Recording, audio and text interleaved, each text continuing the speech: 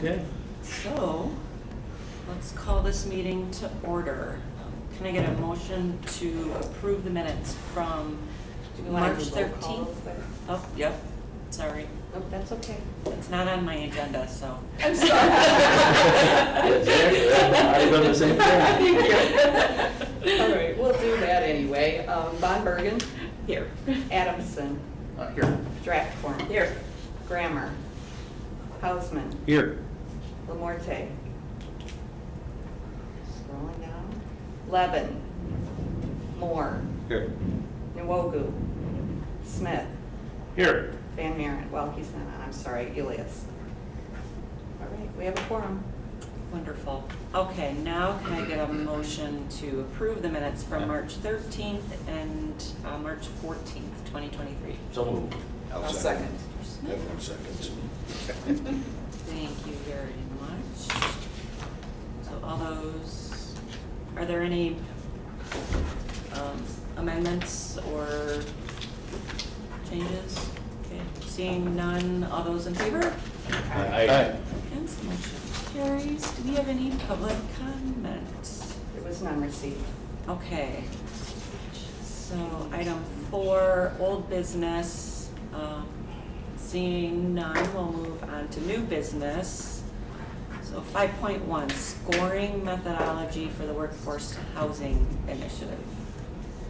I'm just trying to get the presentation. All right. Gotta plug it in. I'm not the tech savvy one. I'm like, what am I doing wrong? It's 10% of the time, right? Yeah. So it's- Turn it on. Right, and I can put the slideshow on. From the beginning. There we go. Okay, I guess it started somewhere, but that's okay. Try to put an arrow back one. There we go. Okay, there we go. So good morning, everyone. For the record, Hans Mock, Community Development Administrator for McHenry County. And I'm going to talk a little bit about the Workforce Housing Initiative, which is grant funding from our Treasury ERA2 fund. So we were awarded $7.2 million back in 2021 to assist households in McHenry County who were behind on the rent due to the pandemic. At the onset of that particular grant award, it was announced that eventually the Treasury would come out with some proposed different uses of the funds for 25% of it. So we always knew that there would be some sort of affordable housing eligibility at some point in time. So we had to meet certain benchmarks, which we did meet. Those benchmarks were just a spend down. We had to show that we spent down, I believe it was 40% of the funds pretty early on, and so we did meet that obligation. So we are able to use 25% of the funds. The county board did obligate the funds. They declared the obligation a couple of months ago. And so now we have put out the funding notice.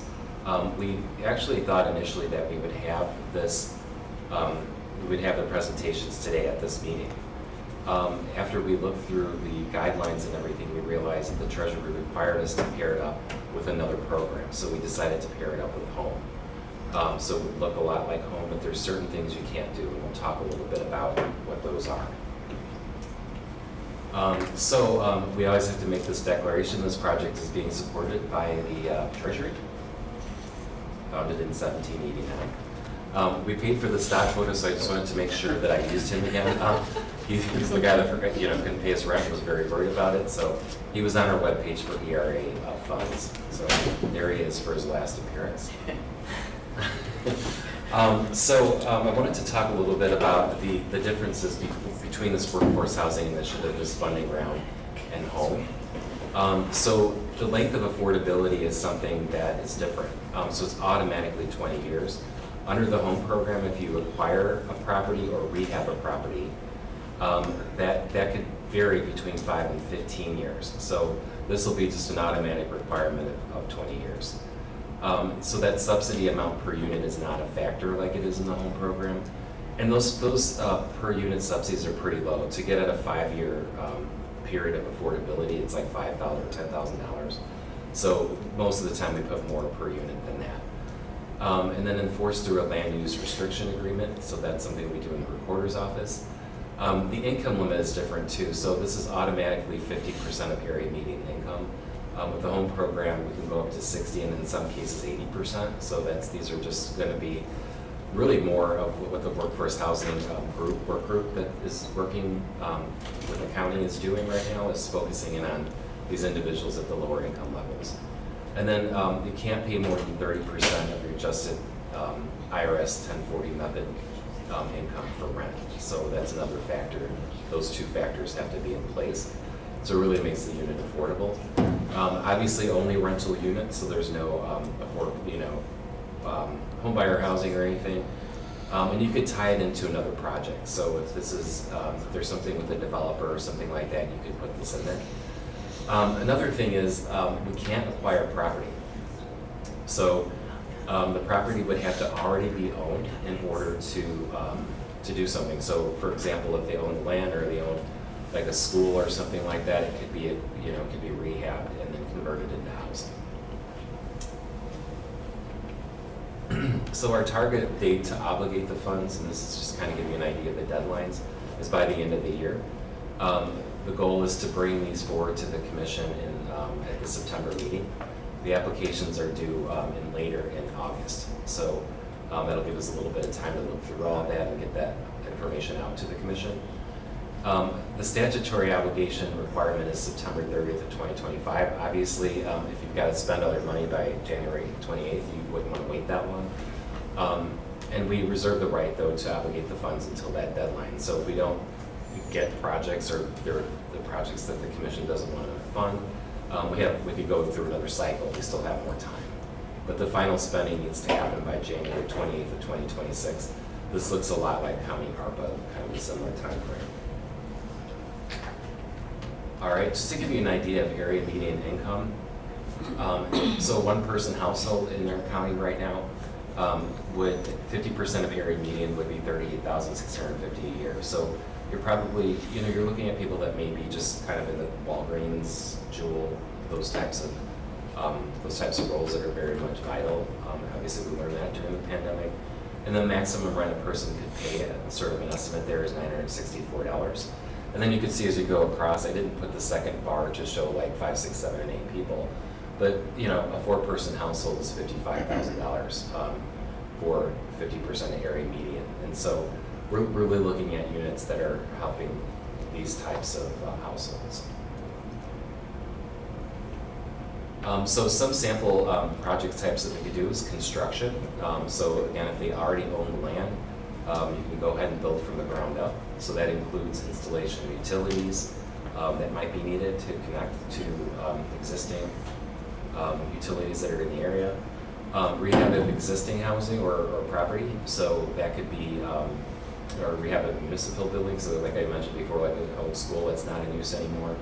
It could be an apartment building that somebody, like another nonprofit, acquires and gets rehabbed. And then, as I mentioned, the utility installation and clearance, site clearance, to make sure that you can do your construction if you need to. All right, so other factors. So these could be requested as grants, loans, or a combination. There are certain stipulations regarding the loan. So basically, it gets recycled back into, could be used at a later time. The CDHG Commission will decide the funding methodology today. We'll talk a little bit about that at the end of the presentation. So we're sort of just asking for your feedback on what you're looking for from us. We already do have an instruction manual for applicants at the CD website. That was a bear to put together because we combined Treasury and Home together. So a real lot of things that they need to be in agreement with in order to apply. And we provided a lot of resources. So a lot of plans and studies and things for applicants to review before they apply. Wanted to definitely get a lot of information out. So the proposed scoring that we're coming up with, we like 100-point scales. It's easy for us, it becomes like a percentage. And we propose that there's 25 or 50 points coming from the commission, and I'll show what that means in a minute. We would propose that their shovel-ready projects get bonus points.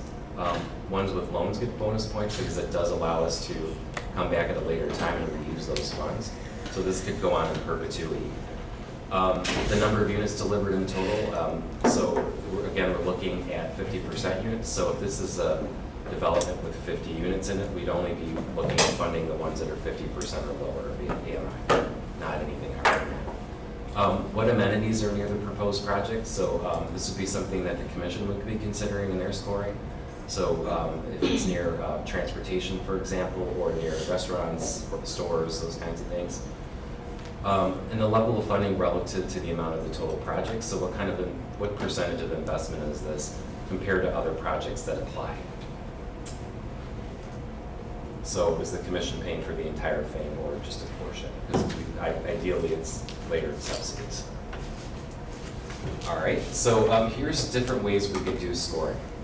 So the COC uses what they call priority ranking. So all of those, a number of factors, quite a few, go into the scoring for a COC project. And then it goes in order from the highest scoring project to the lowest. And then they have 2 different tiers that it falls into. And then the ones that straddle or are in tier 2 tend to be, it's iffy whether HUD's going to get the funding or not. This would entail then having backup projects. So if you, for example, said we had 4 projects that applied, maybe 1 and 2 could get funded, and 3 and 4 would be backups in case 1 and 2 don't go forward. Again, similar to the COC program, and could compress lower scoring projects with less funding. So what you could do there is, if they come in a priority order, we could just compress, they ask for $4 million, we can compress it down to 1.8. The compression formula is what they do for CDBG formula allocation. So they look at 3 different factors, usually it's like poverty, the population levels, et cetera. And what they do is they determine how much you would get if, at a full funding level, and then they come up with some insane number, and then they bring it all down to what Congress allocates every year. So that's how CDBG is determined every year. So this could be done this way too, so the projects would all be scored, and then obviously the ones with the higher scores would receive a higher amount, and that becomes like a percentage of the total funding. So then, again, it would come out to some high number, we would compress it down to 1.8 million, and that would entail that every request is funded. What you could do in this case is you could have a de minimis score once we see what the scores are. And then the needs basis is looking at the highest number of units is the priority. So maybe having something like an 80% score or higher to receive funding would be applied in that case. You would create some backup projects again under this situation, so you'd be really looking at which one's going to deliver you the highest yield of units. But regardless of anything, the minimum award is $250,000. All right. And then these are the options we're proposing to the commission for how, when you hear the presentations from the organizations, the 2 different ways we can look at this. So 50% of the score being the commission, what we would do is everybody would provide a score between 0 and 50. So some of our local COCs do this as well, especially for new projects. When the presentations happen, they'll have other communities, other COCs come out and watch the presentation. We would give a score from 0 to whatever they tell us, and then we average that out.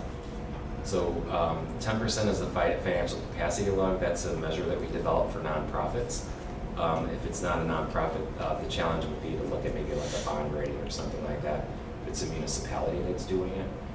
15% is based on the number of units delivered, and that's going to be based on the total number proposed. So if we look at all of our proposals and we have 100 units proposed, they propose 50, they would get like 7.5 points. The level of funding versus proposed already attained, so we want to see layering there. So we would determine a score based on how much funding they've already brought in. And then 15% is have they done underwriting and thoroughly looked at the sources and uses of funds. That's a pass-fail. So a lot of our developments that come in already do have underwriting, or they're pretty well on their way for that.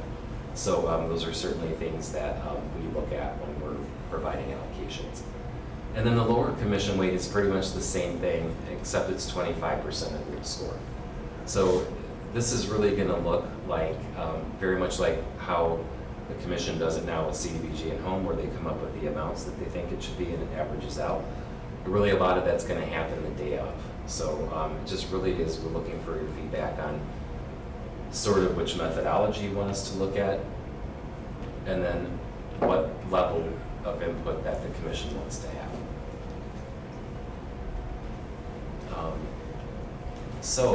Here's some bonus point that we are proposing as well. So shovel ready, you own the land already, so there's no need to acquire it. You own the building already. Those are going to be more shovel ready. If they are committing to a loan, we would provide bonus points that way too. So again, that allows us to recycle the funds at a later time. The process is actually identified online, but basically once we reattain $250,000, I think is the amount, we would be able to have that come back out for reallocation. So that would just go on in perpetuity. And then whatever amount they propose for interest between 0 and 5%, we get an additional point. So this is what we're doing to look at like bonus points. In some cases, what we see a lot of is we see them they reevaluate their loans at usually the 10-year mark. And so I would imagine if they're proposing any loan, it would probably be a 10-year term. But that's pretty much what we have about that. That funding, as I mentioned, the applications are open right now. We have had an open meeting for applicants already. But we're just looking for the feedback and what information you want us to come back with and how we score and provide input.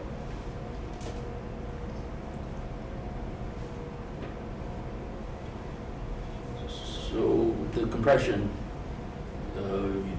we rank all the applicants, just divide the money by whatever percentage of the ranking is until the max is hit. So like if you had, let's say there was 3 and one was like 80%, like the score is 80, one was 50 and one was 20, you would apply that percentage toward the amount of the funds available. And then it would be a higher number obviously because we exceed the amount we have, and then we would just lower it all down relative to the amount we have. So it sounds kind of weird, but like it's actually the manner in which the feds do CDBG, because they don't get we don't get the amount of CDBG funds that the community throughout the United States truly needs. So, but it would be a way to determine, like it would be a way to do it to where we could compress it down. As long as we had a de minimis $250,000 more, we could do that. Okay. So because the federal government doesn't mean we should do it particularly. That doesn't sound like a good plan to me, because there's going to be some projects that are going to be more worthwhile than other projects, and we take a project and give them $250,000, but they need $1 million. We're sort of spinning our wheels, giving them the $250,000. right. So for me, the compression component would be something I'd be in favor of. Same argument you've made in the past. You can't put on half a roof. Right. Yeah, and it sounds like the priority ranking would be something that you'd be more interested in, where, would be the combination of the commission, hearing the presentation, determining that this is a project we really like, and they score well with all the other technical factors. That might be the methodology we're looking at. And your department does the scoring, is that correct? We would do, depending on what level you want to be at, we would do either half or 75% of it. Right. And then we would be doing all of those measures below, so we would come to the commission with that already. We would be looking for the either 25 or 50% scoring to come from the commission. So when you hear the presentation and ask questions, if we're looking at the 50, for example, you might say 35, Barry might say 40, and then we average that out, and then that determines the total score of what the applicant gets. So that would show us a priority, ranking. We would be able to rank it that way, because that would look very much like the COC.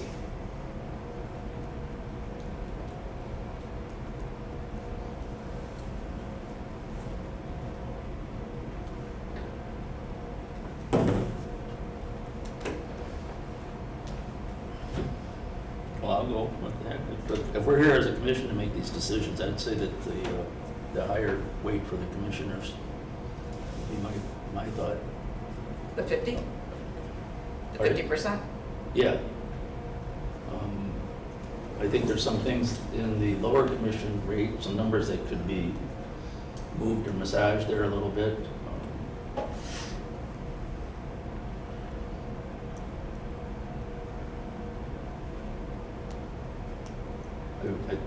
financial capacity could, even on the higher commission weight, it could be 15% and maybe underwriting pass fail 10% or something moved around there a little bit, but.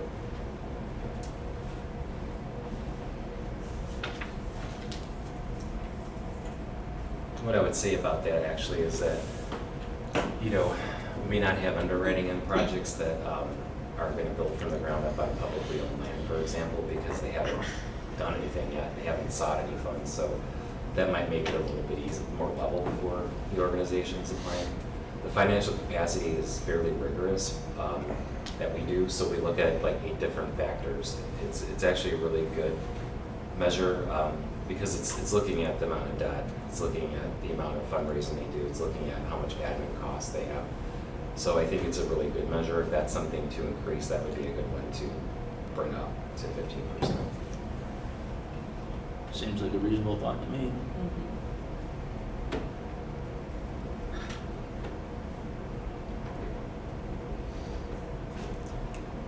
I like the higher commission weight as well. I think, that, you know, since we're here and we're spending the time doing this, we might as well invest our time and energy into it. Yeah. Otherwise, we're just leaving it to staff to make the Yeah, makes the commission kind of- 75% of the decision. Right. Right. And we don't prefer that. So I'm glad you said that. And then really, it's not your job. You're supposed to put the facts in front of us, and as a commission and a group that comes from a lot of different backgrounds, can make that decision. Are we all pretty much in agreement for the higher commission weight? I'm on board. Yep, I am. Do we need to, Do we need to vote on that or just yeah, direct? do we do an official vote? I or would say is this is just direction to staff, just, right? okay. Yeah, so So we'll go with the priority ranking 50% weight. We'll change financial capacity to Financial. 15 points and underwriting to 10. And then obviously we have our bonus points over on the other side. So we'll come to you with all of that combobulated. And we'll be ready, Brandon will be ready for your 50 points to be determined what they are, and then we'll be ready to go. And we'll have the spreadsheet up on the screen, and Brandon will be Yeah. punching numbers back and forth with different, Unless he wants me with to. different colors here. Okay. Don't get run over by a truck. The only Hold thing on. I will say is we'll have to make it so that 2 or 3 people aren't telling him at the same time what to change. Right, right. We'll have to work out a Oh, we little always bit do of that. He has a pretty high standard to hold up to, because Zach was really good at that. We might have to say, okay, which one is it? So, Yeah, and I do have to say he stopped in a few weeks ago. Oh, really? Went out and had lunch. Yeah, it was nice to see him. So he's working for the state of Minnesota still with their CDBG program. Yeah. So it's turned into a career for him. great. Yeah. We need to go back to the type of score ranking that we want to do, not compression, then which of the other 2 priority or needs That's, basis? I think, priority. Priority. I like priority. Brandon's just like I mean, we could see needs basis being a smaller project, you're gonna go lower than a higher project, because the more units, that would be your needs basis. So if you had a And it- smaller one, you know, it would score lower automatically because you're not getting the same number of units. So that would be where that would be versus priority ranking. I think that would be a little more fair when Priority? looking at smaller projects versus. Yeah, I have no harm in considering smaller projects, so if that's, if the needs basis is gonna knock them out automatically, that's a concern, yeah. Yeah, we've had units, 4 or 5, apartment, and we've had the big ones, so I think we're gonna see both. So we're, just to clarify, we're working with 25% of 7 million, is that? That's So correct. that's about 1.8, is that what you're saying? I just want to make sure. Okay. And so when are you closing applications? August 25th. What? August 25th. We gave a pretty long time on this one to Did you have many come to the open house? We did. We did that one online, so it was Oh. probably 20 people. Like, Oh, yeah? And it was quick too. There was no questions. Like normally, we put so much information online though. I think it's already there. I think they just, it was like a formal thing when you showed up to hear what you had to say. Right. But literally, I was expecting like 20 minutes of questions and done. We got the point across. They pretty much heard the same thing we talked about earlier here. But if you go on our website, you'll see there's a lot of information. A lot of information. Wanted to be very thoughtful about all that. So are we all in agreement that priority ranking is what we would like to work with when scoring? Yeah. Yep. Okay. Great. Thank you. Excited to see how this works out. Could I clarify the interest rate percentage? They get more points for a higher interest rate? Yes.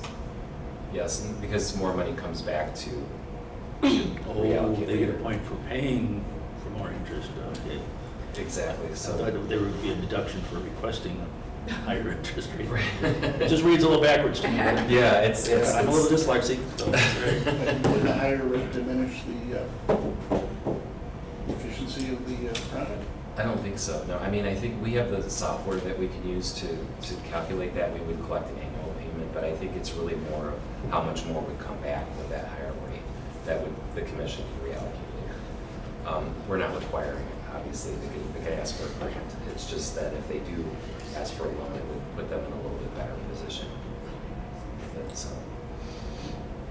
So a lower rate. well, I mean, a lower rate definitely would be better for them, but you know, if you bring more funds back right now, that would be. Do you anticipate loans? You know what, we actually, we're looking at a project with a major donor in the community related to this. I may have talked about this in the past, and it was gonna be a zero interest loan. We did talk to some developers, and there actually is an interest in it. A lot of what they're looking for is upfront funding for the beginning of their project, because a lot of these things work on a reimbursement basis. So, so they're looking for funding that they could start to use right away, and then they could start to request those reimbursements, if that makes any sense. So yeah, there is definitely the interest. We're hoping to revisit that donor, that there were some changes at the community foundation related to that. Oh. So that the money that is repaid annually, that doesn't have to be put back into the same pot? Or, It does.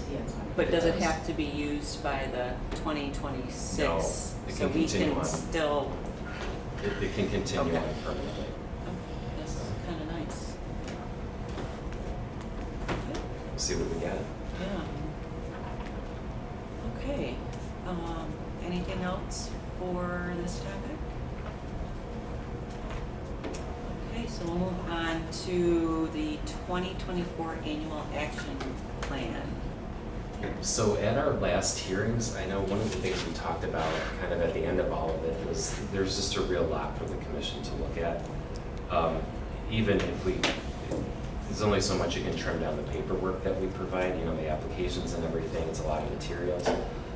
So we wanted to help reduce that paperwork burden and really start to pare down the activities that are coming in. So there's a little bit less to look at and everything. So there's a couple of things that have kind of happened in the meantime too. So we talked to our HUD rep, and that is actually one of the things they've suggested to us as well, is that they would rather see us do finished things. And so if somebody comes in with a proposal that's, say, for 300,000, you know, and we have a lot of those, that we are maybe selecting a few of those projects and completing it. So one of the things that we're looking at doing though is paring down just like how many applications come in. And then of course we're gonna look at you for direction on what information you want us to give you. If you want maybe more, we do already provide that abstract of what the applications are, you know, asking for. It's a staff review that comes in, and it's like a brief synopsis of the projects. It's just not a real lot to read. But we're definitely game for anything that would be helpful to kind of even narrow it down more if we need to. One of the stipulations we're gonna put forward is only 2 proposals for organization. I think in some cases, we've gotten like 7. Yeah. And I like that a lot. And it's just a real lot, just, you know, coming from 1 or 2 agencies that are doing that ends up being 12 of them, you know?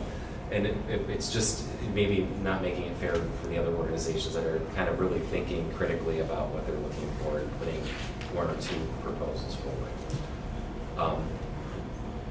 Yeah, it's okay. And I think that's a fine idea, and we did that with one organization. Essentially, once they got here, we asked them, what are your priorities? Because we're not gonna fund all Right. 6 of these things from that same thing. Yeah. Nobody else would have got anything. Right.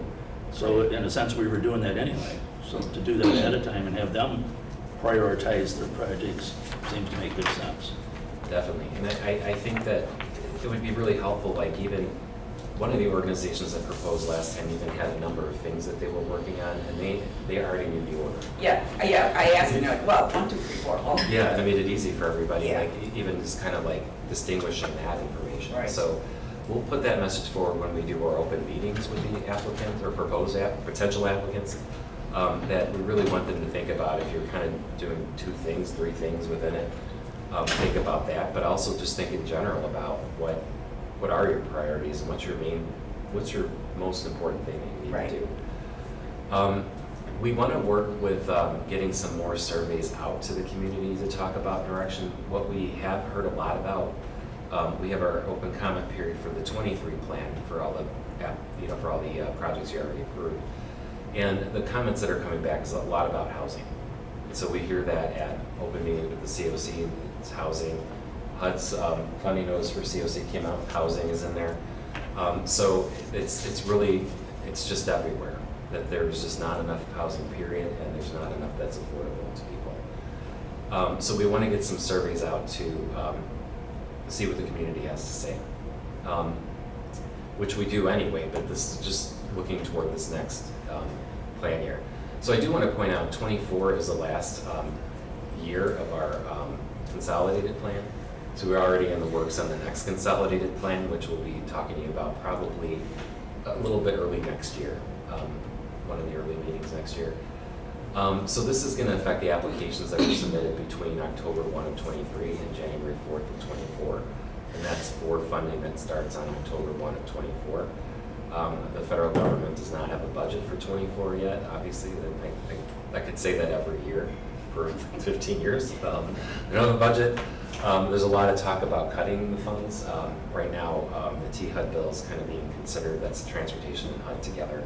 And it's got a significant percentage decrease proposed right now, not in the Senate, but in the House it does. So we are going to request direction from HUD probably after we get the surveys as to whether we need to do some consolidated plan amendment for our current plan based on just where we're at with goals and everything. So that'll be something, an ongoing conversation with them.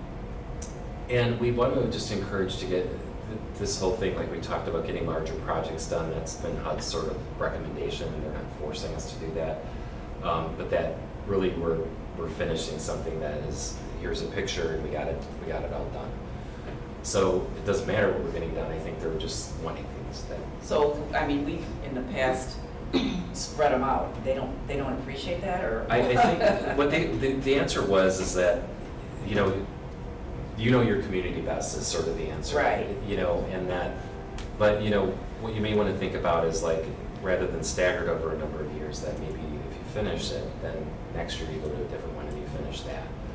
So it may be the thinking is that, you know, we want you to come back next year, we really, really like you, and so next year when you come back, we're really gonna like you again, and you might be able to pick. So it could be thinking, like, kind of thinking ahead. Okay. There's something wrong with doing that, and a lot of the commission members have been on for some time. So that may be the kind of thought process. And maybe like 2 phases, or the first time we fund, not just to fund the engineering study, but to put more teeth into it. So they can get some engineering done, but they can also start that as a phase 1. And then maybe come back the next year, maybe 2 years max or something like that might be a good idea. I think they'd be okay with that. They just want to see a little bit more something getting accomplished Completed. quicker and with less phasing and, a little more. They give us more money. Oh, I know. Call Congress right now. Bill's up for consideration. So that's just the gist of it. I know the direction to us was to kind of get this paperwork down. There was just a real lot of information. And, maybe the goal would be to try to get it to 1 day of commission hearings for CDBG. It's kind of a big wish, but I mean, if we could do it, that would be ideal. If we could get everything down to 1 day. And then 1 day with home, which would be a much shorter day, would be the ideal thing. So we'll see if we can deliver that to you. And really, there's just a lot of demand for funds, so we don't know what we're going to get the next funding round. But as many times as people put things out, we get just a lot of input and a lot of desire for it. One of the things I will also throw out there, by the way, is that the public service projects probably are a little bit different. In that it's 15% or so of our cap is the cap of the funding, and you tend to see smaller requests in that category. I think we're really looking at the non-public service ones. I think that it's going to be more infrastructure and those kinds of things. So I just verify that we're not looking to cut all the services out to the community members. I think that's important.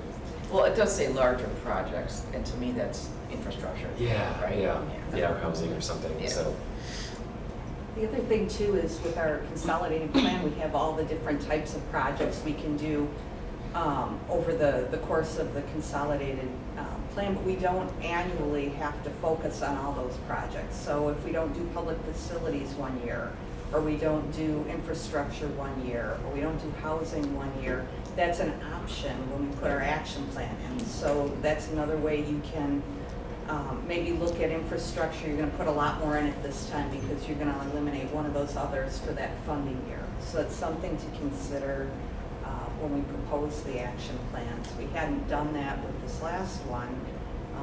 I think years back, when I was here, we kind of proposed that. It was a different commission and a different time, and I don't think there was much interest in it, but that's an option at this point I think might be doable for this commission.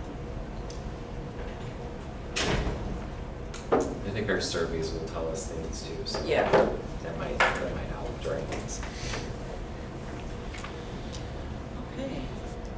How about some information on the section 108s? Yep, I wanted to talk a little bit about this because this is actually in our plan. What we thought was probably going back to about 2019 at the onset of creating the current plan that we're in, we had some interest in the Section 108 loan program, and I think I have that here. Great. So what that is a loan against your CDBG program, and allows you to request up to 5 times your annual allocation. We have had some interest again lately, but what this is a method to get larger projects done more quickly, because they realizes, and it's in the regulations, that the allocations haven't increased at the pace of inflation since '74 when it started. So this would ensure that you can get some projects done more quickly. Housing and economic development are common under that program, and it's an up to 20 years repayment, which could be paid from your annual allocation. I wanted to point this out because we have had interest in this program. We had actually discussed it with the HUD DC office back in 2019 to get an idea of like how the program worked and everything. It seems pretty cut and dry. It's just a matter of, is this something that the commission would be interested in having us maybe go out for and maybe see if there's applicants that are interested in this program. I don't think we have to decide this right now, but I think we can come back after exploring more and bring more information back and maybe give you some sample project types, but what you commonly see is housing and economic development. So the last sentence, repaid from allocation. So if we give them a loan, that's almost like allocating next year's money, right? Because otherwise, if we don't allocate money to them, they can't repay the loan, and it's a catch-22 kind of situation. Is that the way I'd see that? So they can repay it actually. So that doesn't require that we repay it out of our allocation. So like, let's just say a grocery store or a housing development went up or something. That could be part of their subsidy layering, and they just pay us annually. So then that would be the repayment. The reason I mentioned that it could be paid from the allocation, it is an option. It's not something that we're required to do. It's an option, but if they're counting on an allocation to repay that for whatever business they're in, then we're sort of obligated to allocate that. Correct. Otherwise, they're not gonna make their loan payment. Correct. It's not that they have to. I mean, hopefully whatever they're doing makes enough money, they could repay it without coming for an allocation, but, okay, just wanna make sure I understood that. Yeah, and it's definitely, like I mentioned, I think we can come back with more information and some sample Yeah, I'd like to packages. see a sample project, I Yeah. think that would be. you know, see how it works in real life. And what you see a lot of is it's a subsidy, like meaning like the layering. So it's gonna be very much just like you see with the home housing developments where it's a portion of it, but the other portions might be grants and things like that to total that. Right. What we call it the lasagna layering. It's the whole lasagna is there, and then that part gets repaid directly by the applicant who applies for the funds. So again, something to consider. You know, I think if you're interested in samples, we can bring that back at the next meeting. I think it would be helpful to take a look at that. But you know, we'll have to decide if we want to put it in our next plan. So that was what I mentioned about revising our current plan. I don't know that we'll have a loan done through this current one. So we might want to take it out. If that makes any sense. So So the current plan goes through 24? it goes all the way to like 25. Oh, okay. Yeah. 9/30 of 25. So we have to have the next one done by the beginning of 25. Oh, so- okay. Yeah, one of our problems is, you know, with Congress not allocating their funds out on a timely basis, we can't do these annual action plans and things in advance. It's because we need to know the number. And they don't want us to make a plan up without knowing how much they're allocating to us. So what we can do is do a lot of things that sort of direct it. So we can get surveys, we can talk to community members, we can talk to providers and come up with some things and sort of direct things, but we just don't know what the allocation is. And so that's always a struggle of coming back with compartmentalizing it and saying, like way back in the past, the commission actually, like if you go back to like the 90s, I looked through old files, and they would sort of try to compartmentalize it because they might have gotten their plan or their funding on time back then. So they would say 100,000 is going to be in this category, and then we go to the commission with that and say, here's all your little buckets, and fill up the buckets now. That's kind of how they were doing it. I think these days, you know, we just haven't had it done on time for so long. So does that loan actually comes from HUD then? Comes from Where's the money's from? Is there any harm in putting that in our plan? We don't have to use it just because it's in the plan, but we don't have any that we feel are eligible for it. Yeah, we would definitely have some eligible applicants. I think it's, you know, we have a couple of communities that are interested in some housing opportunities. City of Harvard is interested in growing their population, and they have that glove factory Yeah, that's opened up out there. That's gonna go, huh? It's gonna employ a lot of people apparently. Oh, it's gone, it's going. It's going. Yeah. They got people out there already. That's good. I think it kind of moved along very quickly. Yeah. Yeah, So- and that's all federal contract stuff, so Oh. that's solid, it's staying. Oh, nice. So they're looking for more housing. housing, They still sure. feel like they have enough out there now. So it's something to think about for those kinds of purposes and how we can help that, how we can maybe make that work for those types of situations. It's not something we're required to do, just something that's an option. Could we get a copy of? Sure. all You want a the- copy of the PowerPoint? Yeah, that Yeah, would be. I can send that to you great after the for meeting. referencing back. Yeah, because there's a lot of people not here. I think the That loan, too. I think Yeah. the loan thing should be in the next plan. You think it should? I think it should be. I don't Okay. see any harm in having it Just as an there. option. It's another Yeah. tool to use if we Yeah. need it, Yeah. or can take advantage of it. Yeah, what I would suggest is after I come back to the commission and we show some sort of things that have happened with it, we could always, when we open our funding roundup, we could always kind of briefly mention it. The thing that I think that applicants would need to be aware of is that it's just not something that's quick, like we know we get our funding on October 1st. This is going to be a little bit more prep work and things like that. It's not just like, hey, I want funds. Yeah. And it just arrives, it's like, there's a lot more steps involved in that, and that's, It's like getting a small business loan. yeah, that would be a good way. Yeah, I sat through one, kind of a meeting about like the Small Business Service Administrator, I think that's the name of it. And they admitted that they were incredibly tough to deal with. And like, if you're willing to get through all of their hoops, Oh, they admit Yeah. it themselves, that it's. they themselves admitted that, and but they talked about the projects they were able to do, and they're pretty amazing. But if you gotta, you really gotta know what you're doing. You really have to be committed to it. Wow. And so I think with Section 108, I think they have a very good team at the DC office working on it. It's probably one of the more responsive offices about it, so that's helpful. And I don't think they're as complicated, but I still think you have to be committed. It's not like you just walk right in and it happens. So it's definitely a lot of learning curve and everything. And we want to obviously be prepared for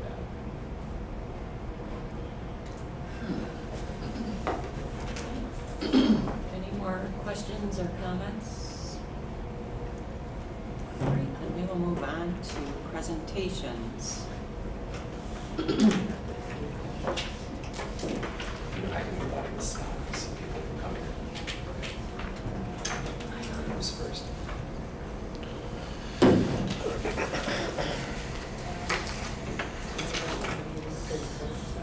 think I was gonna have environmental defenders go first because Cindy and Michelle was gonna be here. Oh, okay. Yeah, so we're gonna, one of the things you asked about too last year when we had, we allowed for some administrative funds, planning funds to go to some organizations that you asked them to come back and talk about their projects.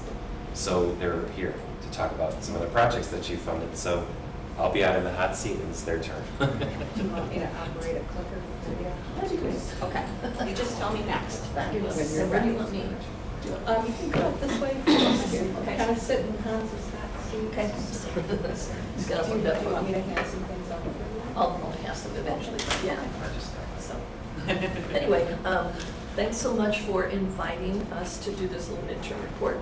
I'm Nancy Sheetselt with the Environmental Defenders of McHenry County, and you were also good to present us with one of your grants last fall, which seems like a long time ago, and I'm sorry to say that we haven't accomplished as much as we had hoped to during that time, but it was a turbulent year for us with, as you know, our former executive director leaving in August, and then we hired someone new in December, and then she became so ill that by March 1st, she could not work anymore. So then we started our search over again, and now we have someone that we're very, very well pleased with. She started the first week of June. So she's brand new, otherwise I would have probably, I don't know, brought her here, but she's feeling swamped, so. Yeah, anyway, so starting back in November though, because we did start our project just after you guys gave us the award, and we got our contractor hired at that time. And if you'll go to the next slide. The first thing that our contractor did was she started doing all sorts of research, and I'm sure you guys are probably familiar with this slide, right? Or not? Census tracts for McHenry County. How my population areas. Yeah, shows, since our grant was awarded for providing the information about all the benefits and incentives that are available for improving your energy efficiency and decreasing your CO2 output, and especially providing that information to low and medium income people in the county, we wanted to first find out, well, where are those concentrations of people? So Cayena Gonzalez, our contractor, started with this, and you can see that the darkest blobs on that map are where there's over 51% of the population in that community that is considered low to medium income. And then the next color is, and I don't even know what to call that color, the creamier color, is where there are sections of those communities that are over 44% low to medium income. So that told us exactly where we wanted to concentrate our programs once we get them going. So we'll come back to that slide in a little bit, but that's where she started. And then she also started, you can go to the next slide, she also started searching out all the information that is currently out there. And we put those on our website right away. So there are wonderful online resources, which I imagine you're not surprised about. CEJA has a great website out there. Oh gosh, there's Illinois Shine Solar Development Hub. Are you all familiar with the Citizens Utility Board that works to reduce energy cost, energy use, and so forth? Anyway, they have great materials out there on all aspects of energy use, not just solar, but, and then of course, all of that same information is available in Spanish. And if you go to the next slide. So we've so far started sharing everything we can resource-wise on our website. It's not, if you try to find it, I think we need to get our website person in our office to make it a little more easily attained. So we'll work on that yet. So, but anyway, we've got all of that on there. And then she also then started developing informational handouts that we will provide to the people that attend our meetings. And silly me, I actually made copies of an example of one of these. So if you wouldn't mind passing those out, you'll see all the information is in English and Spanish. And then it hit me, I said how silly that was. It hit me, why don't I just show you an example of a few of them instead of printing them out. So the next two I'll just pass around. These are just examples. And in fact, there's a lot more information that she has created for us as well that I didn't bring as examples today. But here's one that's just specifically about the Illinois Climate and Equitable Jobs Act, CJ, and the Inflation Reduction Act. So it's got all the details about that. Here's one she created about electrification 101. The one you're looking at, I think, is solar energy 101. So if you just pass those around, yeah, just, sorry, Sue, you're going to have to Read fast. this over. But anyway, that gives you an idea of some of the things that she developed for us. And as I said, there's a lot more. And we're making sure that everything is available in both English and Spanish. You know, if you want, I can give those to the commission afterwards, if you want to email them to me. Oh, yeah, and we'll- send yeah. them our PowerPoint, I'd be happy to do Oh, that. okay. All right, thank you. So then, if you go to the next slide, we actually did hold our first meeting in May in Woodstock here at the at Stage Left. That's our Kaina Gonzalez, our contractor that we were working with. We had speakers there from CUB, you know, the Citizens Utility Board, and from the Citizens Climate Lobby. I don't know if you're familiar with them, but both of those groups obviously place high priority on exactly what we're trying to do with your grant, and that is to spread the word about lowering your energy use and reducing your CO2 emissions. You'll notice that we have a table there where we display, and that is, at every meeting that we go to, we'll have our display there along with handouts and so forth that would be pertinent for the people in that area. We had a real good turnout at that event. You can go to the next slide. We hope to have turnouts. In fact, you can just go through a couple of these. I just took pictures in different directions just so you could see. That's Marina Minnick from CUB. She's a great presenter, and she will be continuing to work with us. I'll explain that in a minute. But there you just get a view of, you know, we had a real good turnout. And I know we are required to keep track of how many people turn out for each event. And I think I believe we're even required to keep track of names of people that turn out, if people are willing to share their names, right? So we're doing that. You can, as it says here, you can actually view that presentation on the county's website. The county furnished a videographer that day for us, and you know, wonderful that that happens. When he on that video, you'll be able to see the CUB presentation and the CCL presentation. Sadly, the part that Kaina did got edited out, and I wish that wouldn't have happened, but you know, for whatever reason, you won't see that. But you can hear the two main speakers there. So if you just go to your own county YouTube site, you can hear about all of the amazing things that they informed our speakers of. So now our plans have changed a little bit because Kaina, who as you saw is a young person, was so lucky and we're so proud of her that she got a job with U.S. Fish and Wildlife Service in Wisconsin, and she now lives in Green Bay. So obviously that's not going to work for her to continue to be our contractor. But we cleared it with Faith, and I assume you talked, I didn't talk to him, Hans, but I assume you probably did, that we now can work directly with CUB and, excuse me, and with CCL, and we'll contract through them to do the talks. You know, we're going to set up all the meetings, have all the refreshments there, we'll do all the data collection and all that stuff, but our speakers, we will contract with them.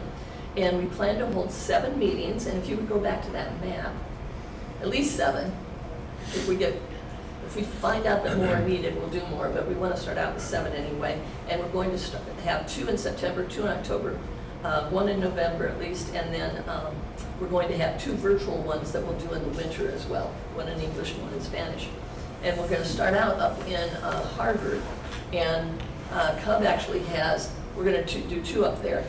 We're going to have one at the library and one at one of the churches, and I won't name the church because for some reason I wrote down 2 names and now I don't remember which one. But anyway, there'll be a Cub speaker there that will do one presentation in English for one event, and then we'll have a separate one that will give the presentation in Spanish, so that we'll hopefully cover the needs and the speaking abilities and so forth of everyone there.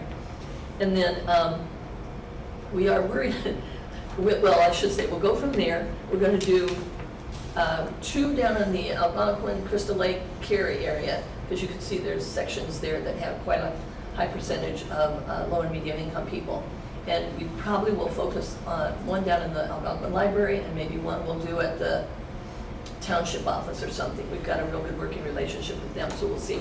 And then 1 in Marengo, 1 in Woodstock, 1 in McHenry, and possibly another one up in the Wonder Lake area. We'll just have to, see how that works out. And we have been a little bit worried about starting our presentations late because of all that's happened this year. But according to the folks from Citizens Utility Board, they tell us that that actually might be kind of a good thing, because the incentives and the benefits from IFA and CEJA are changing over time.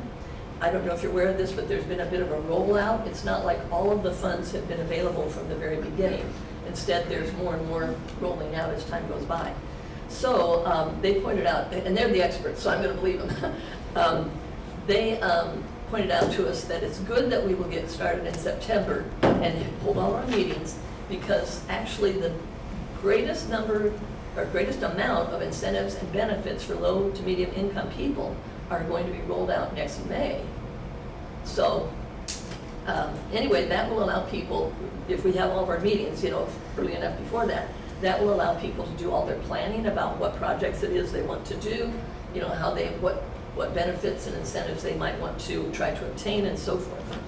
And one thing that they said that we should probably try to push right from the very beginning, though, is for people to have energy audits done on their homes and rental units, because that money is available even now.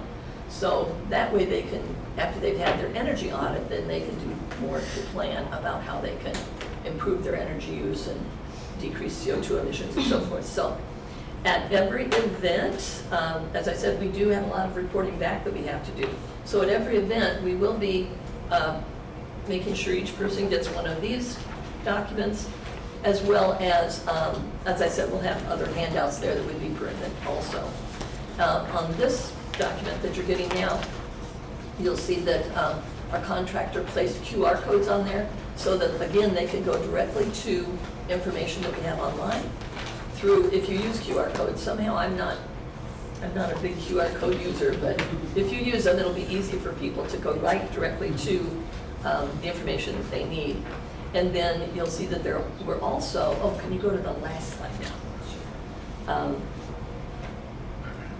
Besides keeping track of everyone who attends and how many people and so forth, we also are hoping that we'll get some feedback from people that actually take steps as a result of hearing the presentation.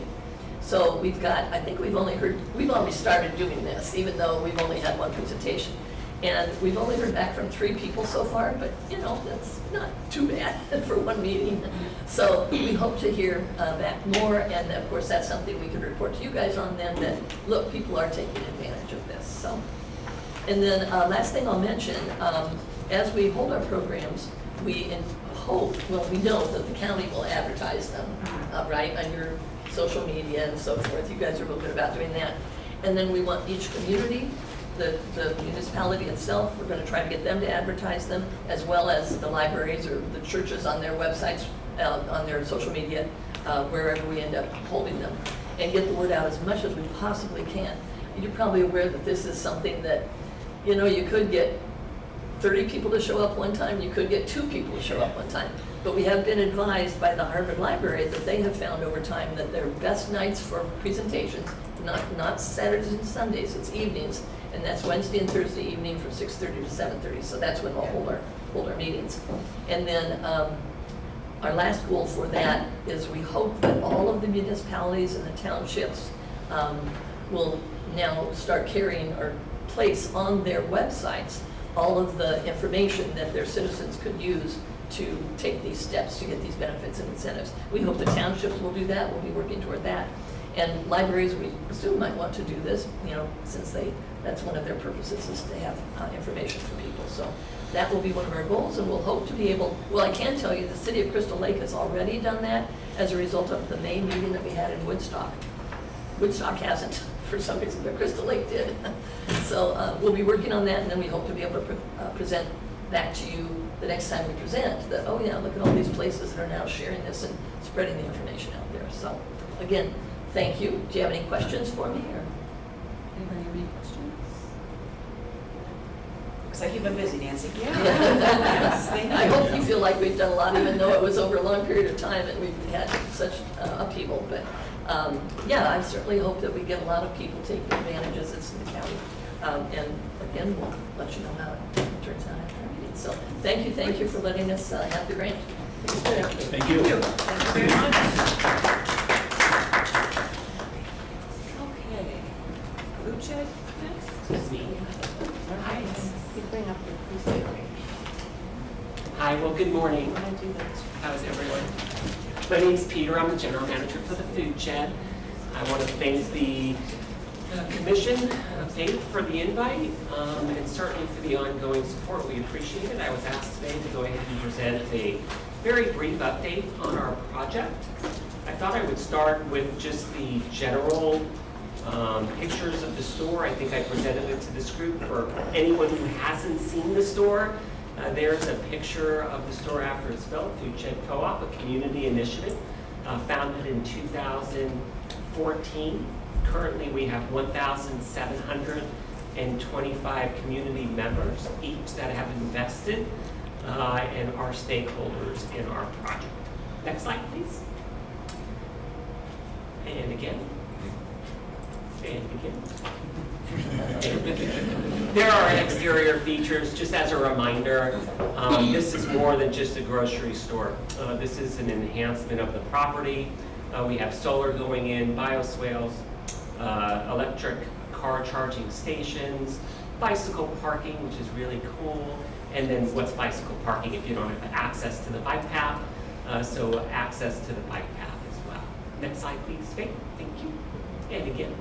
And again. Interior features, grocery store like any other. Our primary focuses are produce, bulk foods, and food preparation. One of our areas of differentiation is that 25% of all of the products we carry will be locally sourced. One of our goals is to keep the economies circulating within McHenry County. Next slide, please. And next slide again. Oh, we'll go back. Oh, you tricked me. There it is. There it is, the moment I've been waiting for. That's Kid Bricks, owner number 2, celebrating construction activity that began on the site last week. We do have a groundbreaking date for July 18th, 4 p.m. I'll go over that here in a minute. They didn't put my picture up there because I'm the one scared. We're actually building this thing. So next slide, please. And again. And again. Oh, no, go back. Yeah. So we have scheduled our groundbreaking ceremonies. I hope each of you attend. Everyone is invited. We are open to anyone who wants to go through the groundbreaking event. We have some phenomenal speakers. Rusty, our president of the board, will be speaking in the group. Mayor Turner will be speaking to the group, as well as the president of the college, Clint Gabbard. If you are going to attend, Sterile Solutions has provided parking, and then that green space right where you see informational tents, that's where the event will take place. And then we have 11 gold shovels with hard hats. We'll be walking the board of directors to our sand pit where we'll do the ceremonial shovel in the ground event. Next slide, please. And I think on my last slide, I think so. Yeah, and again, thank you for the group. We've received incredible support from the media and from city officials and county officials. There's no way that this project launches without the amazing support that we've received from our community. Again, my name is Peter Waldman. I'm the general manager responsible for the project. I'm happy to take any questions. We could not do this without your support, so the commission has been very important to us. Nate, how'd I do? You did good. Do you Good. want to speak to? Peter, you and I had a chance to meet a couple weeks ago. Yeah, we did. Could you share with the group a little bit about your background and some of the work you've done in the past that positions you well to make this successful? Yeah, thank you for asking. I'm a grocer. I've been selling food since 1984. I started in the industry. I work for several grocery chains that you're probably familiar with, the marquee being Whole Foods Markets. I was the chief executive officer for a 5-store chain in New York.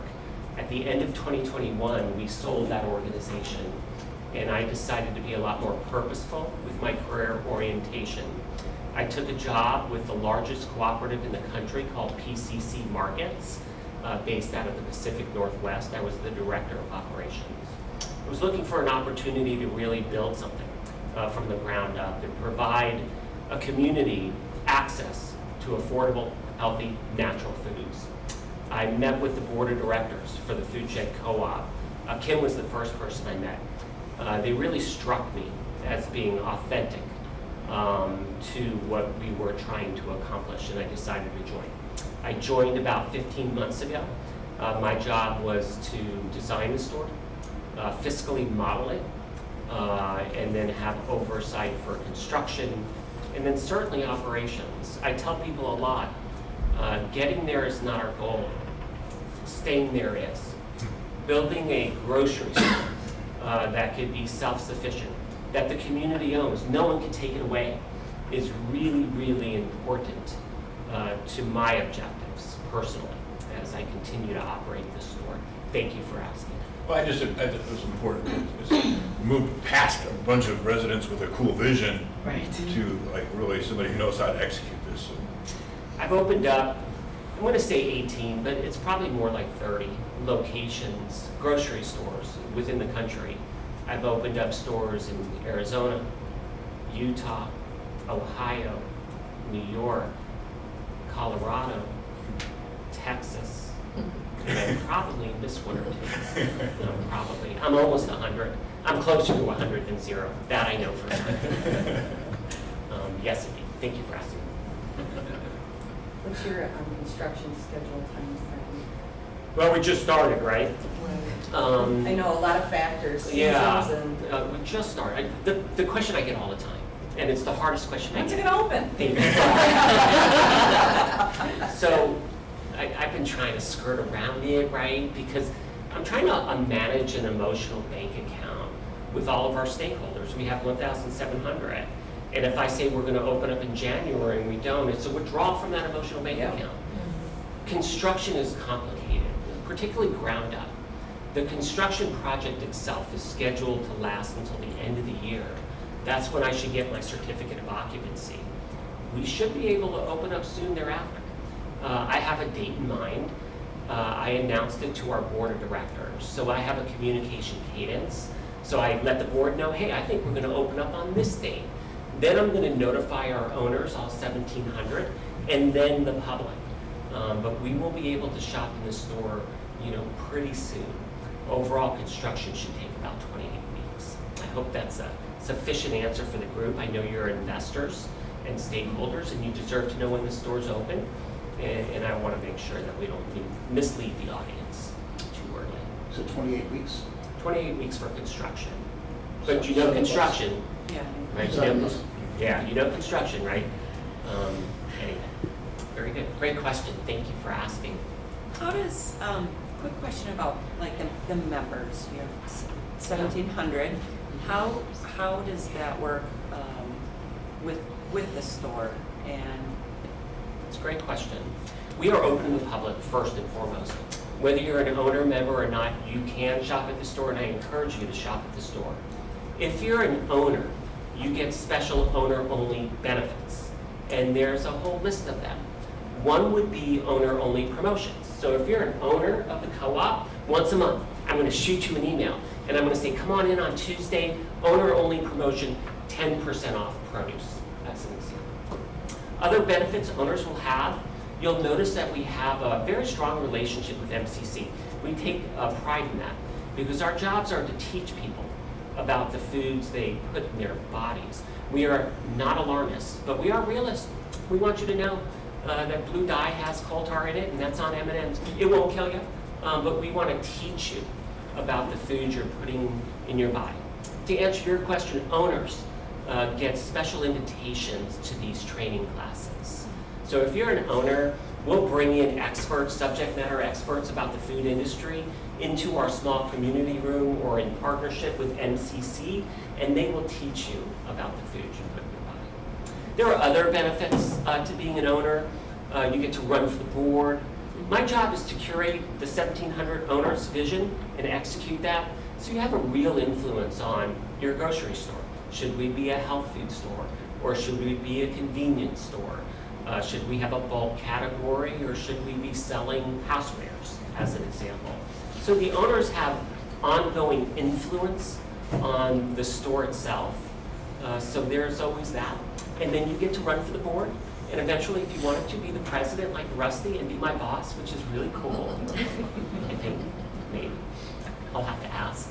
And then you also get patron dividends. So being an owner has a lot of benefits to it, but that's not why people become owners. They become owners because they see the ecosystem of food access as being vulnerable, right? So does the USDA. The USDA has been an incredible support for our organization.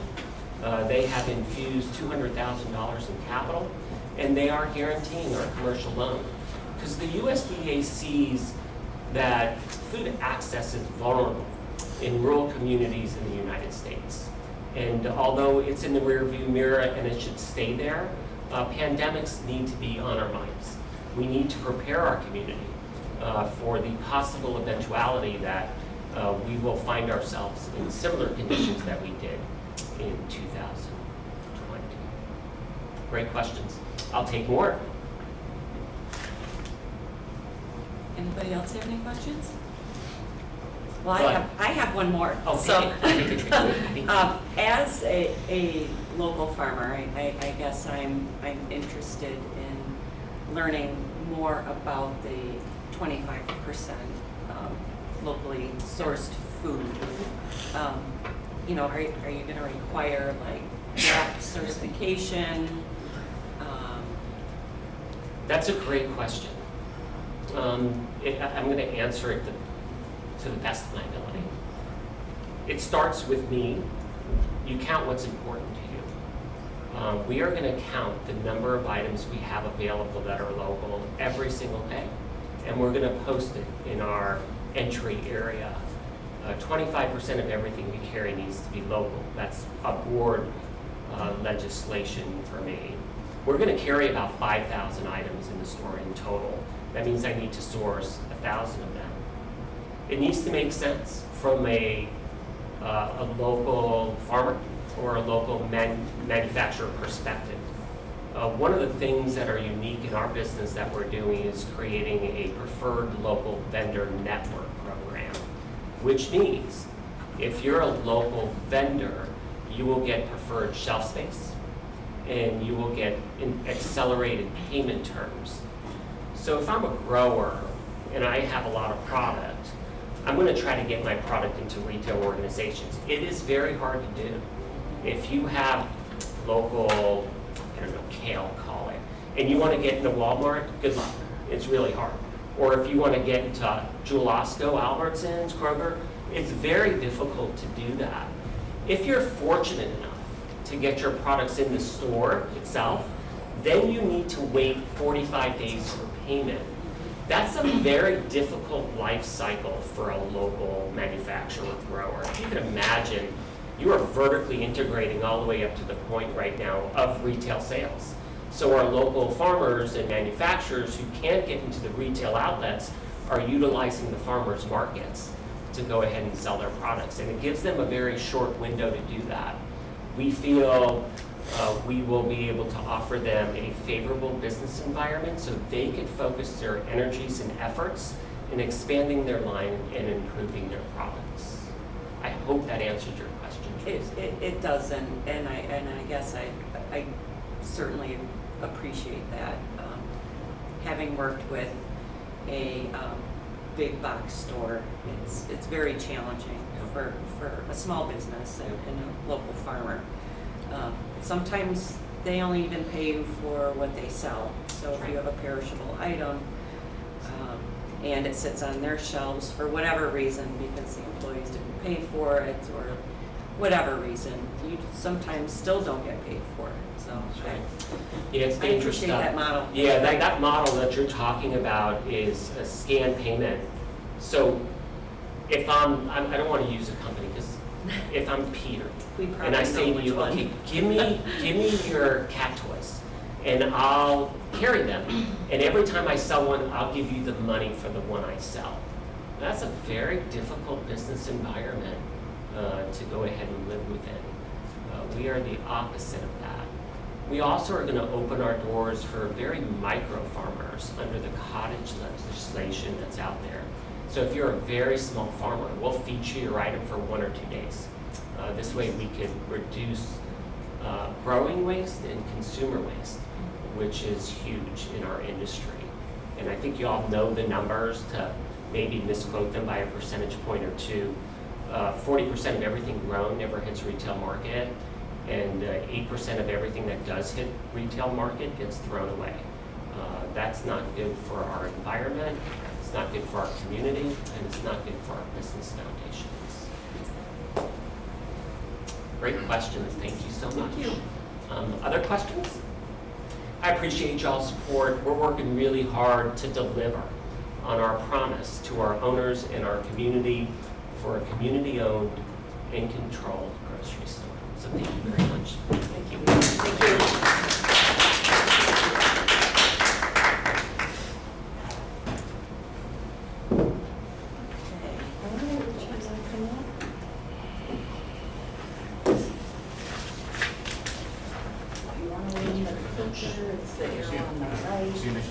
Hi, everyone. You usually see me coming to beg for money. Today I'm coming to tell you I'm going to spend all your money. I hope that's better.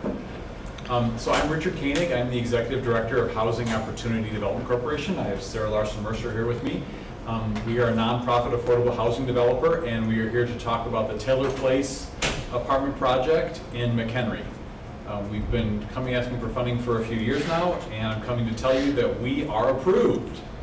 And we're very excited to move this project forward. So if you remember HODC, we're a nonprofit that builds affordable housing throughout the suburbs. We have an extensive list of properties. Our nearest one to here right now is in Cary, and we have one other property that's located in McHenry. We're partnering with a group called North Point Development out of Wisconsin. This will be about their third project here in Illinois, and so we're excited to partner with them. They've got a lot of experience doing affordable housing development throughout the Midwest, and so we're partnering with them to work on a property. Here's some information about the site. If you remember, it's located at the corner of Mill and Crystal Lake Road in McHenry. So downtown, this is an overview of the site. It's an industrial site currently. We had come in starting, I believe, in 2021 asking for financing. The process that we go through is the main funding source for affordable housing throughout the country is called the Low-Income Housing Tax Credit. And that pays for a substantial portion of the overall construction costs for any development, but there's always a gap. We need soft funds to fill that gap. And so we come to the county back in 21 and got an allocation of home funds and some CDBG funds, some of the ARPA funds, thanks to the finance department. So several different types of funding sources that we had come in and asked for financing for, and it applied to the state in 22, and were not approved for financing. We appreciate the county continuing to hold on for us and wait us out. We've been working on this, like I said, for a number of years, and so because we were able to hold on to the financing and keep that approved for us, we did apply to IDA again this year, and just found out last month that we are approved for low-income housing tax credits. So all of the funding has been approved. We have all the funding sources that we need, and all we need to do now is get closed and start. So wanted to share with you, this is the site, for those of you familiar with downtown McHenry, the site that we're going to be acquiring. The building here is the former Taylor-Made founding building, which we are going to save and preserve. The idea is we're going to create 50 affordable rental units on the site. It's a mix of townhomes, apartments. The Taylor-Made building here in the corner will be saved, and we will use that as the community space for the overall property. Some schematics so you can see what the overall product is going to look like. Example of the 3-story townhomes. It has been fully approved by zoning from McHenry. That's all been approved, and we are moving forward now with IDA to get the financing pulled together. So a mix of 1, 2, and 3 bedroom apartments. That includes some units for low and very low income households. There'll be a couple of units that are set aside for people with disabilities. We are working with the McHenry County Housing Authority to have some units, a couple of units that have some rental assistance associated with them. And so the plan is to pull the financing together through the end of the year, hopefully close on the financing after the first of the year, start construction in the spring as soon as the weather breaks. The overall construction will take about 12 months. So merely the early part of 2025, we will hold the ribbon cutting, which I hope you all will come and attend. And then we'll start moving people in spring and summer of 2025. We'll have a brand new affordable housing project. Really thanks to all the financial contributions that the county is able to help put into this overall development. That's sort of the presentation I had. Just wanted to share with you the pictures, the update, let you know the great news that we're actually getting ready to break ground hopefully in the next few months. Anybody have any questions? Well, we appreciate you coming in. Thank you. Sure, for the absolutely. update, and congratulations. Well, and when I come in before, I've told you how instrumental it is that we get the county committed to funding. This is what pushed us over the finish line. Part of the scoring, the reason we didn't get financing last year was we didn't have enough points under the scoring system. By having county funds approved, and by you guys coming out early and getting on board early and getting all the approvals that we needed, it gave us enough points to get the scoring, to get the overall financing, which puts the overall package together. So we can't thank you enough for how important really the county is in being involved in this overall process. So we're super excited to move forward. And the staff always celebrates Community Development Week. We like to promote all of the projects that we do. And this particular project was one that we had selected, and during that first low-income housing tax credit round, they were not eligible to receive those. So we had to postpone giving the big check, which is now something you should be able to receive proudly. Pretty picture, yes, absolutely.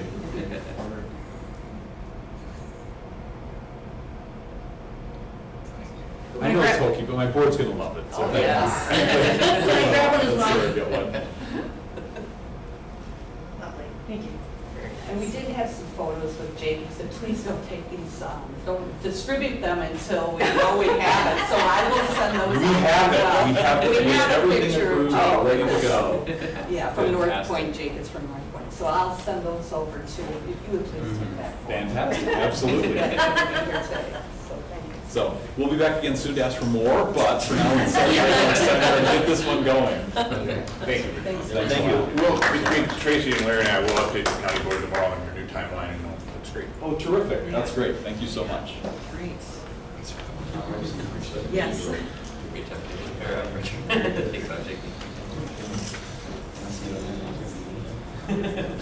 Max, did you want to come back? Yes. I'll get you where we need to be. Just trying to advance where we were visually. Oh, wait, here, I think it is. Is it going to do a different slide? Okay. Yeah, getting there. Okay. On to E&B. Yes, in my backyard. Okay, so in 2022, Congress approved an $85 million allocation nationally for the Yes in My Backyard initiative. And it's the purpose of the funding is to look at communities nationally and, you know, obviously in a localized level to determine what is preventing the development of affordable housing, particularly infill housing. So we came to the Public Health and Community Services Committee to discuss whether, you know, this is something that we can look at when the funding round comes out, because we always go to the standing committee when we're going to apply for any funds. It would pair very well with our workforce housing work group to help them study what may be challenges. A lot of it has to do with zoning and those kinds of things. So think of things like what they call accessory dwelling units, for example. So if a property is large enough that they could put something, we call it like a granny flat, or you know, but we had a lot of those in Chicago where it was like almost instead of a garage, it was like a little sort of house in the back. But something to do infill. So the funding notice has never come out, you know, but this has been going on for some time. But what we did discuss with the committee is if R1 or CMAP is looking at a regional effort or something, that we would just participate in that as the workforce housing group / CV division. If they do not intend to seek the funding, or maybe we're looking at locally, then we would look at that too when it comes out. What we wanted to do was be ahead of it. It was supposed to have been decided by the end of September. So if they haven't even put out the notice for the funding yet, it seems like HUD is a little bit behind on that. So it might be something that's a very quick turnaround. So we did get the approval. Like I said, I would be looking at, we don't want to do redundant things. If another, you know, like our regional R1 or CMAP is looking at the funding, we would certainly work with them. I think that would be certainly easier. So, but that's something I just wanted to make the commission aware of, that we're looking at this, you know, opportunity, and we'll see if it pairs with our needs and the, you know, the county's needs.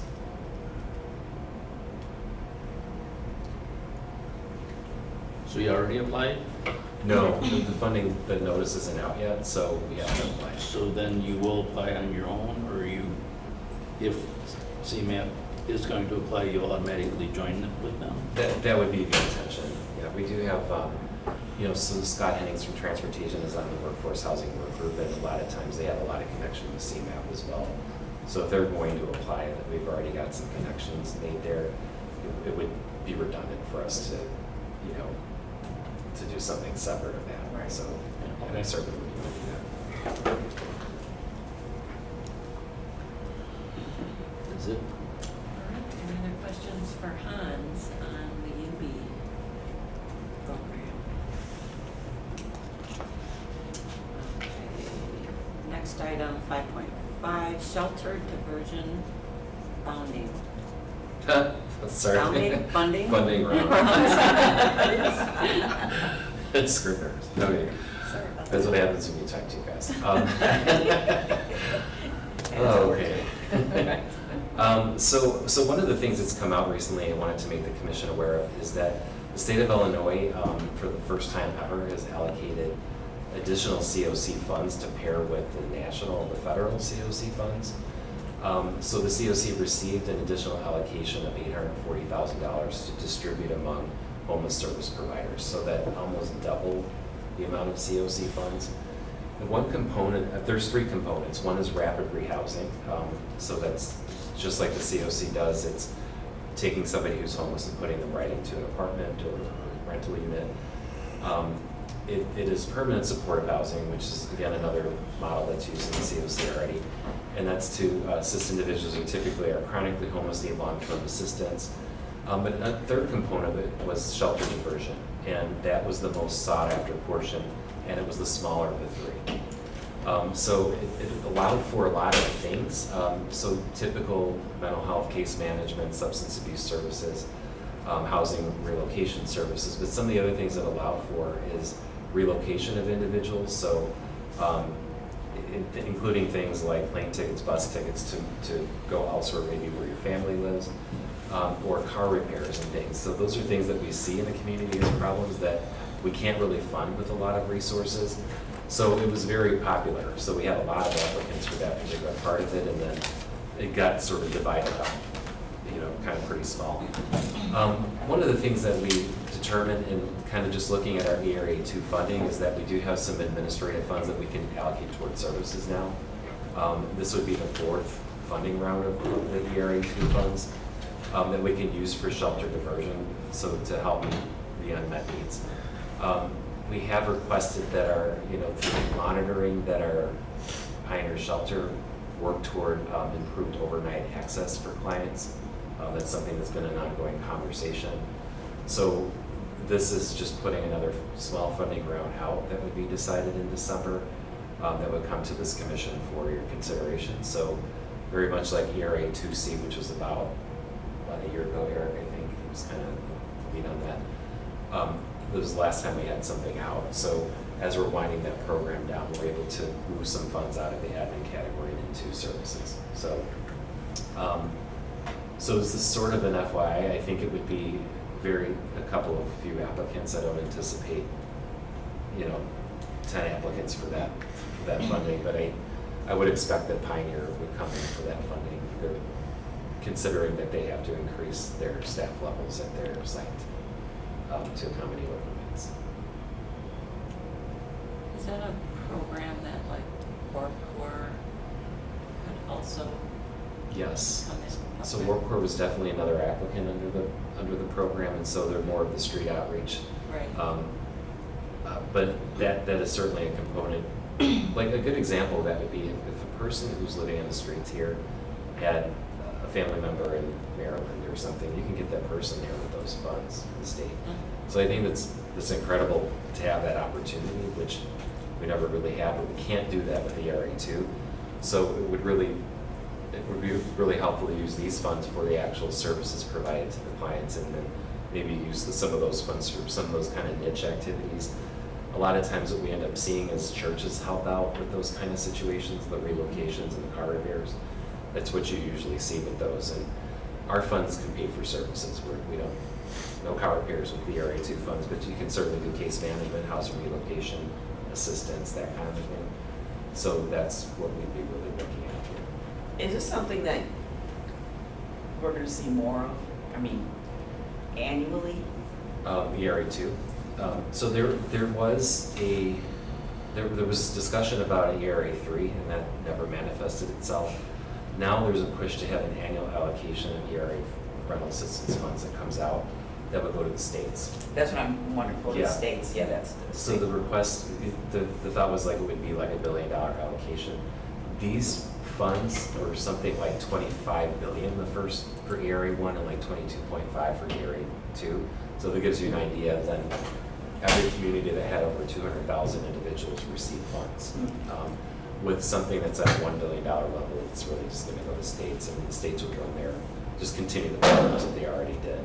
So, our goal here in the community then would be to have providers that can connect people to those and assist them with the applications. Typically, it'd be like Prairie Saving or Consumer Credit would be involved in those. Did I understand these are from admin funds Yes. and surplus admin funds? Is that? It is. The other thing that we were monitoring for, and you'll see at the county board coming up, is we were watching for what our next set of costs were for the software. We have to maintain records for a number of years, and so we just got the totals for that, and so we have to come to county board because it's over 30,000. Between this allocation and that, it's going to consume quite a bit of the admin funds at this point. But we realize also that we have until 2025 because we have to run the housing program with the admin funds as well. So you're talking about new software for your division or something that would fit in with the rest of the county?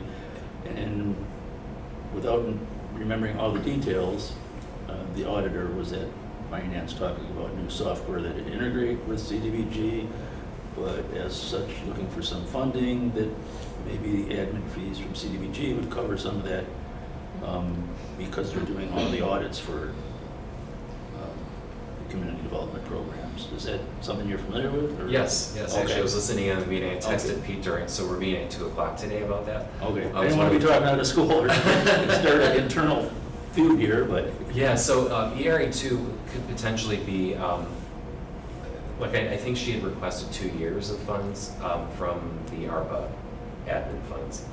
I think we can cover the 3rd year with these ERA2 admin funds, like part of it.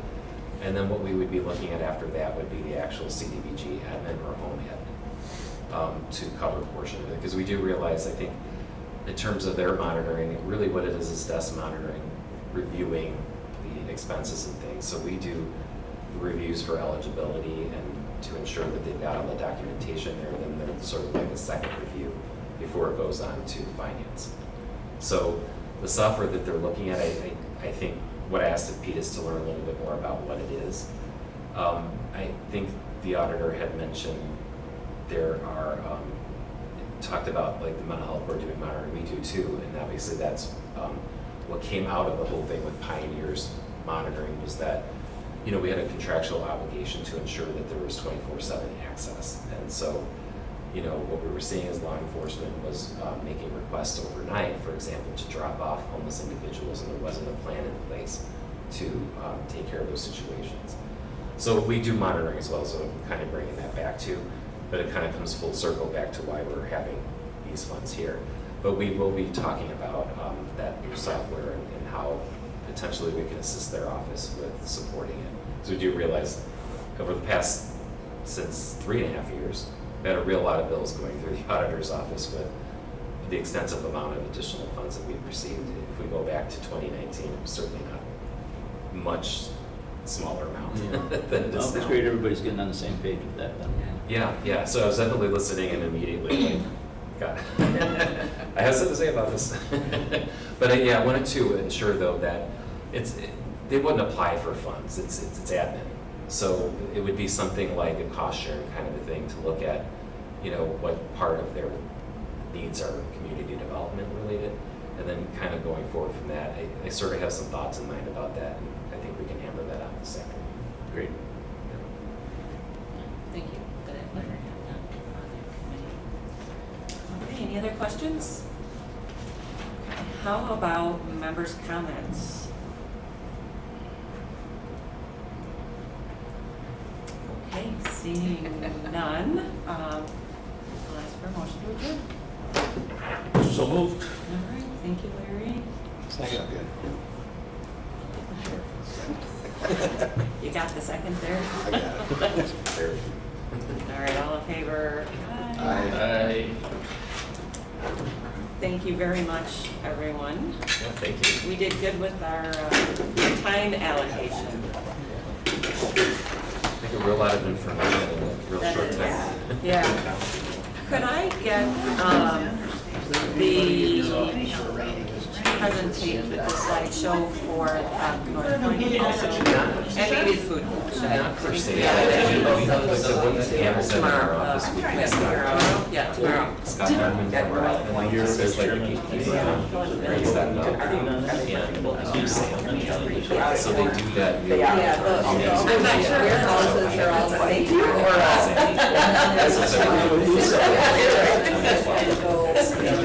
Like, love your sense. The only thing